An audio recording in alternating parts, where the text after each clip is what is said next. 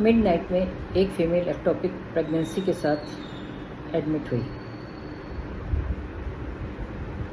जल्दी जल्दी में वायरल मार्कर्स भेजे गए। डेफिनेटली पेशेंट को ओटी में ले लिया गया और वो रप्चर्ड एक्टोपिक थी।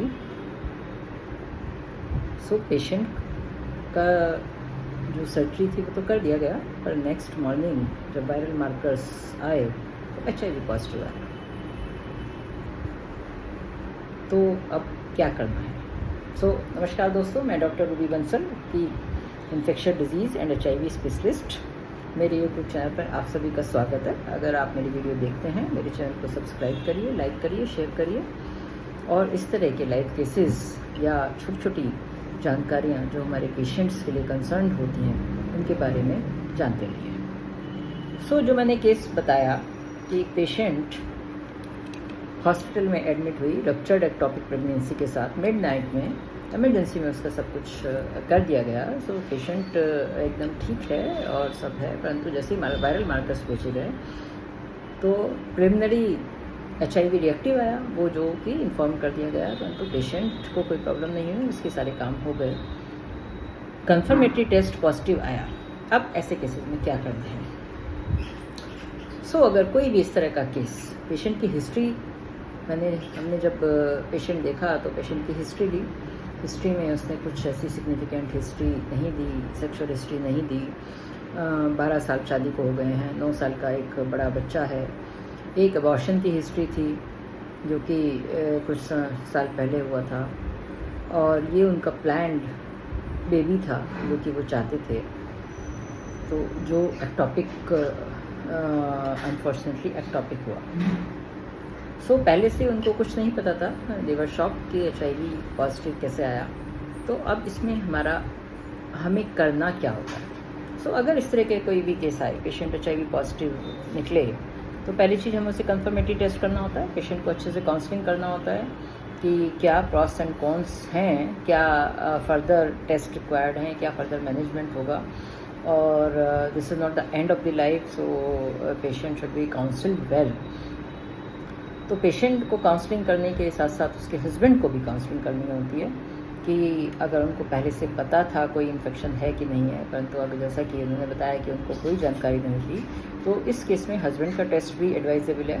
तो हस्बैंड का टेस्ट कराते हैं और पेशेंट के फर्दर वायरल लोड और CD4 काउंट कराते हैं, जिससे कि हमें आगे फर्दर जो है मैनेजमेंट करने में आसानी होती है।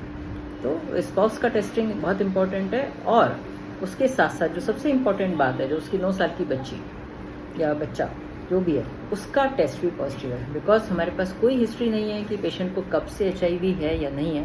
हो सकता है पहली प्रेगनेंसी में भी HIV रहा हो, उसने ब्रेस्ट फीड भी किया हो, तो हो सकता है उसके बच्चे को ट्रांसमिट हुआ हो सकता है कि ये इन्फेक्शन अबॉर्शन के दौरान हुआ है, हो सकता है ये अबॉर्शन किसी और कारण से हुआ है, हो सकता है कि उसके हस्बैंड को HIV है और जिससे उसको ट्रांसमिट हुआ है, या उसको HIV है किसी भी और कारणों से रहा है, चाहे वो अनप्रोटेक्टेड सेक्सुअल कॉन्टैक्ट हो, चाहे वो ब्लड ट्रांसफ्यूजन हो, चाहे वो कहीं भी किसी तरह के और इन्फेक्शन कारण हो जो कि हॉस्पिटल एक्वायर्ड हो सकते हैं, या अबॉर्शन किस जगह पर कराया, अगर वो प्रॉपर प्लेस पर नहीं था तो वहाँ से इन्फेक्शन हो सकता है।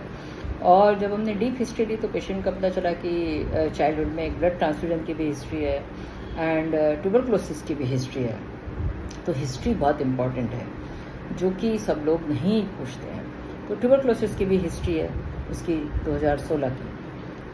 तो अब ट्यूबरक्लोसिस क्यों हुआ था? ट्यूबरक्लोसिस के दौरान भी HIV नहीं हुआ, परंतु आज की डेट में अगर किसी को भी ट्यूबरक्लोसिस है तो HIV test and sugar mandatory है, हमेशा सबको करना है, चाहे वो गवर्नमेंट सेंटर में इलाज ले रहे हैं, चाहे वो प्राइवेट में ले रहे हैं। परंतु उस पेशेंट का वो टेस्ट नहीं हुआ था एज़ पर द पेशेंट, है ना। If the patient is lying तो we don't know, but as per the patient जो हिस्ट्री पेशेंट ने दी उस करंट हिस्ट्री के according they were not knowing the infection.